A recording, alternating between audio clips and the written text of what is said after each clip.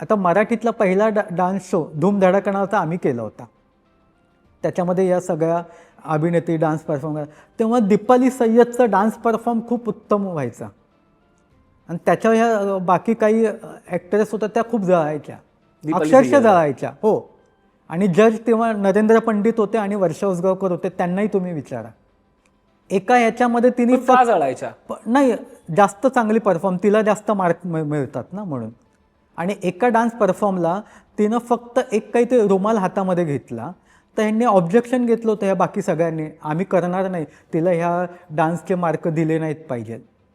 बापरे. जर दिले तर आम्ही पुढे परफॉर्म करणार. व्हॅनिटी व्हॅनमध्ये जाऊन बसल्या होत्या त्या सगळ्या. आणि मग चॅनेलचे जे असतात ना, नाही नाही नाही महेशजी ते हे केलं पाहिजे नाही तर त्यांना आम्हाला कसं हे करणार त्या बाकी अभिनेत्रींना. मग चॅनेल पण बघितलं ना, पाय चाटूगिरी कोणाचे करायचे.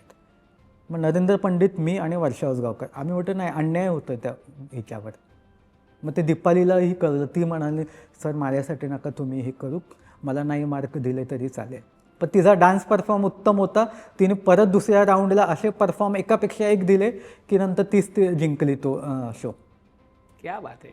आणि तिच्या त्या पार्टीला निर्लज्जासारख्या ह्या सगळ्या तिथं पार्टीमध्ये खायला प्यायला होत्या. म्हणजे किती निर्लज्ज. पण मग तिथं तिच्यावर अन्याय होत होता ना दीपाली सय्यदवर. मग तिथं उभं नको राहायला.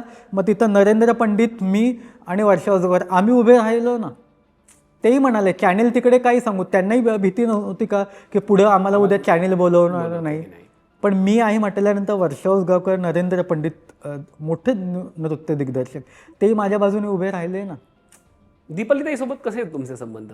आहे, आम्ही फार कमी नंतर भेटतो. तिने माझ्याकडे कामही केलं. पण मला लाडीगोडी सिनेमामध्ये भरत जाधव बरोबर ती होती. पण मला समाधान आहे की तिच्यासारख्या तिच्यातली जी नृत्यांगण आहे त्याच्यावर कुठेतरी माझ्यामुळे अन्याय नाही झाला, याचं एक मला समाधान आहे.